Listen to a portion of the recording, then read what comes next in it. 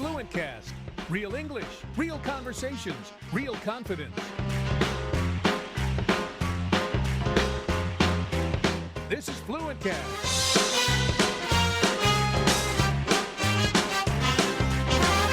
Hello, and welcome back to FluentCast, the podcast where we explore the intersection of language, culture, and the world we live in. I'm your host, Diego, and before we dive into today's topic, if you are enjoying our episodes and want to keep improving your English through real-world discussions, make sure to hit that subscribe button on Spotify, Apple Podcast, or wherever you listen. It really helps us grow our community. Okay, quick question. If you are here, you understand English, or you're probably learning English right now, or you've spent hours, maybe years on this language. But do you know where it came from? Because English didn't arrive in the world fully formed.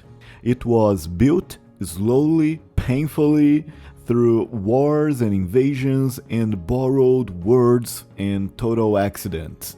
And the result, the language you are learning right now, you speak right now, is one of the strangest, most chaotic, most borrowed from languages that has ever existed. Today, I want to tell you that story, the whole story, in about 10 minutes. I'm gonna try this in 10 minutes, because once you understand where English came from, two things happen. First, some of the things that confuses you will suddenly make more sense, and second, you will understand this language in a completely different way. So, without any further ado, let's go to it. We start around 450 AD, that is about 1,500 years ago.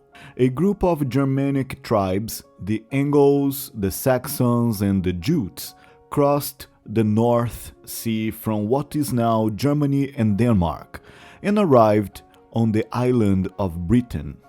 They gradually displaced, absorbed, and mixed with many of the Celtic-speaking communities already living there.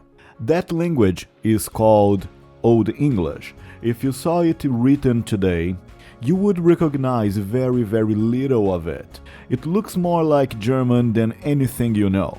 The word for night, for example, it was spelled N-I-H-T, and sentences ran in a completely different order. But some things survived. The most basic fundamental words in English today are Anglo-Saxon. Words like water, earth, fire, house, mother, father. Many of these words have existed in English for over 1,000 years, and they are the oldest bones of the language. And then, in 1066, everything changed. The Normans, from what is now the northern France, invaded Britain. Their leader, William the Conqueror, defeated the English king at the Battle of Hastings and took control of the entire country. And the Normans brought French with them. For several centuries, French became the language of power and prestige. The king spoke French, the courts spoke French, the aristocracy, the wealth and noble class spoke French. But the ordinary people, the farmers, the servants, the workers, they kept speaking English. And so the language kind of split. Two vocabularies for the same thing, existing side by side. One French informal and one Anglo-Saxon and plain. This is why English has so many synonym pairs today.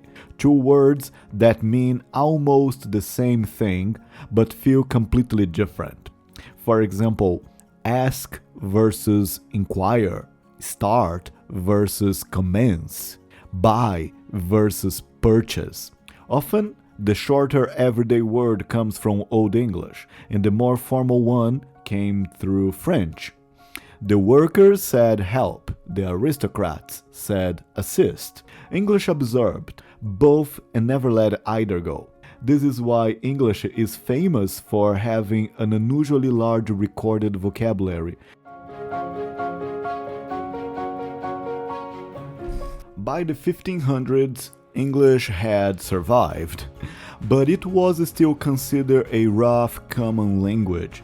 Latin was the language of scholarship, French was the language of elegance, English was what ordinary people spoke. And then came the printing press and William Shakespeare. Shakespeare is credited with popularizing and, in some cases, recording for the first time hundreds of words and expressions. Words like lonely or eyeball. He didn't just write plays, he built vocabulary. And the printing press meant that for the first time, one written version of English could travel everywhere. Before printing, every region had its own spelling, its own variations. After printing, English began to standardize, to look and sound more consistent, but it was far from done changing. The 17th, 18th, and 19th centuries brought something that would change English forever: the British Empire. At its peak, the British Empire controlled about a quarter of the world's land area: India, Australia, Canada, South Africa, Nigeria, Hong Kong. Everywhere the empire went, English went with it. And everywhere English went, it absorbed. English adopted words with roots in Hindi, jungle, shampoo, pajamas, bungalow. English adopted words whose origins trace back to Arabic, like algebra, coffee, sugar. To put it simple, English, in a very real sense, is an ongoing absorption and transformation of many languages, cultures, and people. And then, in the 20th century, the United States became the dominant global power, and American English became the version the world heard most, through Hollywood, through music, through the internet. Which brings us here to you, listening to this in 2026. The English you are learning, you are speaking, you are listening is the result of 1,500 years of transformation. It contains Anglo-Saxon bones, French vocabulary, Latin influence, and contributions from dozens of languages across 6 continents. And now, it belongs to the internet, which means English may be changing more visibly and globally than at many earlier points in its history. Words that didn't exist 5 years ago are now in the dictionary. Words like meme, selfie, ghosting, viral. Here's what I want you to take from this. When English confuses you, when the spelling makes no sense, when you learn all the grammar rules and then the exception, that confusion is the result of its history. It's the evidence of everything this language has been through. English is hard because it has been influenced by a bunch of other languages as well. The irregularities, the exceptions, the changes in spelling and pronunciation is the result of all of this. And today's vocabulary, all hidden inside the story you just heard. We had a lot of words in here that if they are new for you, it's great for you to revise and absorb into your own vocabulary so you can speak this language with more confidence. Words like tribe, which means a group of people connected by shared origin and culture, living and moving together. I also use the word aristocracy, the class of people with the highest social status, usually born into wealth and power. All of those words and much more appear constantly in academic, professional and cultural English. If this episode changed how you see the language you are learning, please share with one person. That's all.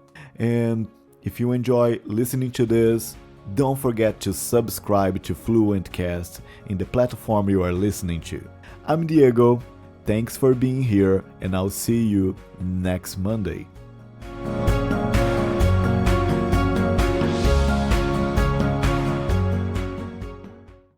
FluentCast is a production of Fluent English Academy.